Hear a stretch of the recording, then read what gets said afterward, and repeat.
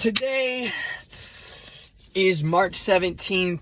It's a Monday. I just got back from work, ate dinner, and today is the beginning of arbitration for the NALC and the United States Postal Service for the 2023 and 2026 contract. So it has been almost 2 years. 2 years. It's about 2 months and 6 days away, I think, or like 2 months and 3 days away from being 2 entire years without a collective bargaining agreement for the years of 2023 to 2026.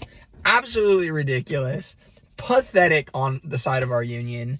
I got my laptop here today. I was trying to print it out, but my printer was not working.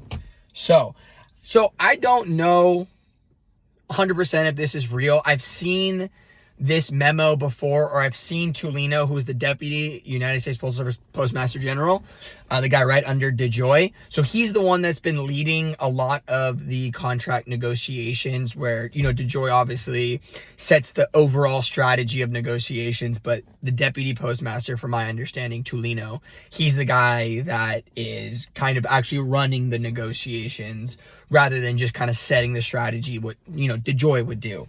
So I saw this on a fellow carrier's YouTube post, and I think it's real. Some people think it's fake. I think someone's just leaking United States Postal Service memos out, and like internal memos. I love it. So let's read this because I think it's very telling about what's going to happen in arbitration and that we're absolutely going to get fucking screwed, but we'll see. So this is from, say the 17th? Yeah, it says, okay, this says March 17, 2025. Officers subject expedited arbitration financial package between the United States Postal Service and the National Association of Letter Carriers.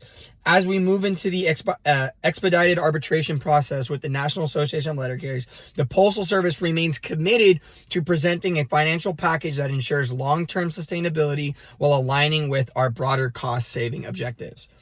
Despite previous assurances from our union leadership regarding the likelihood of ratification, basically what he's saying is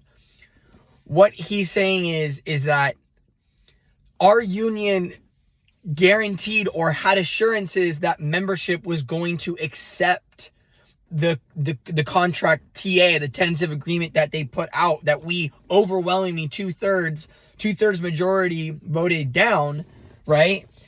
And that's what it basically is saying. He's saying, we have to think about the long-term financial goals of the Postal Service. And he goes, and he's saying, despite the previous insurances, this is what they're going to ensure in the arbitration process.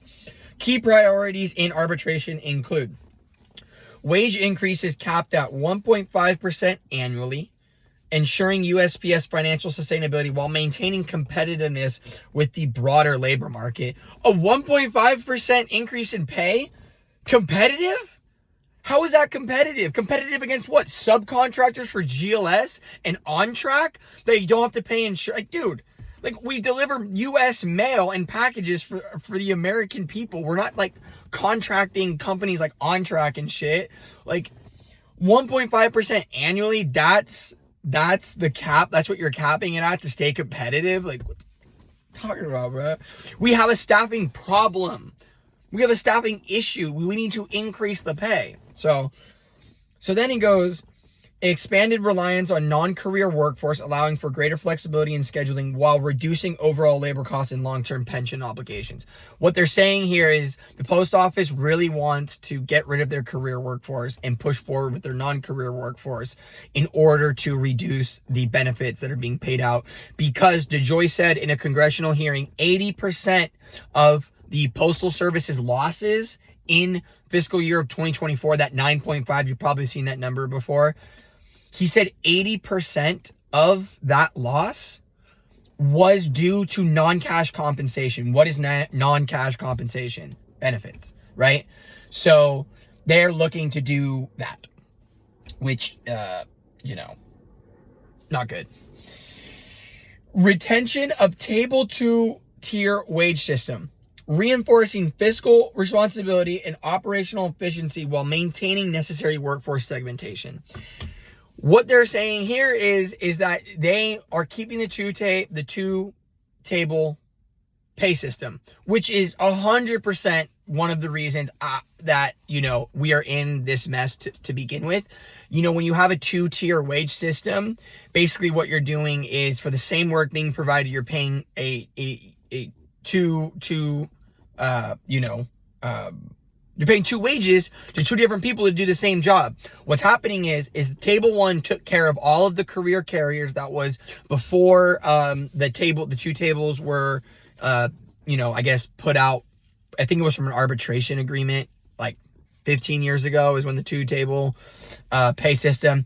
And then the table two system, which is the worst pay table ever. It's 11 years and you get $1 raise every 46 weeks and you start at $22 an hour. It's a joke, right? And so that's why a lot of people don't even stay. Even with career benefits, people are still leaving, right? Because it takes too long. It takes 11 years to get to the max pay. And then by the time you get to that max pay, inflation, the cost of living has all gone up, right? So the last two paragraphs, the last one's really telling, but he goes, we remain optimistic that this expedited arbitration will establish a financial framework that upholds the Postal Service's long-term financial health while ensuring we remain a competitive employer in the logistics industry. No, you're not a competitive employer. You're not. You have a staffing problem and you want to reduce benefits. I know you do. How are you competitive? You're not. People would rather go work for UPS, FedEx, DHL than the freaking Postal Service. Especially if they're not, I've heard the horror stories of people starting in DHL and FedEx and UPS and all of that stuff, right? But the Postal Service is a hard job. It's the hardest delivery job there is because it's mail and packages, right? So it's a different type of delivery. It's a different job than UPS, FedEx, and DHL and all that stuff. It's a different job. It's similar, but different. Final paragraph. Additionally, we are confident that our collaboration with NALC leadership will facilitate a resolution that aligns with our operational priorities and cost containment measures, ensuring that no unnecessary challenges arise following arbitration.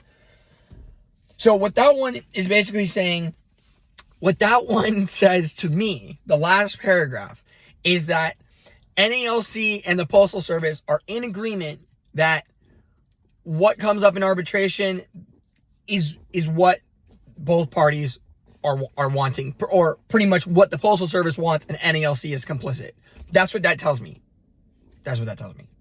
So, I just wanted to get that out there. Doug Tulino, he's the Deputy Postmaster General. He's kind of running the shop now that DeJoy is kind of, I guess, moving away and, stepping down from being the postmaster. Yeah. So we'll have to see. I don't have high hopes for this, arbitration. It's my first contract negotiation, because I started in August of 2022. So 2.5 years ago, hired on his career here in the Bay Area. It's been rough. It's been fun, but I don't have high hopes for what comes out of arbitration. I think it's going to be really bad. And I think it's going to lead to even more attrition, which I think is what the Postal Service wants.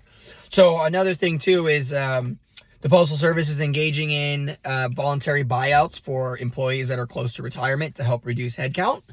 That's only like 10,000, which is like 10,000 of a 600,000 workforce, like 0.6% of the workforce. You're trying to get an early buyout to get their salary off the books. That's not going to do anything. And then I saw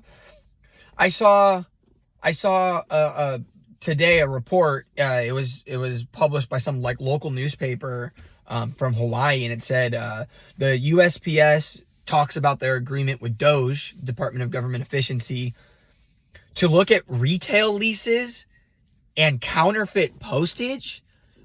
That's what you want DOGE to help you with?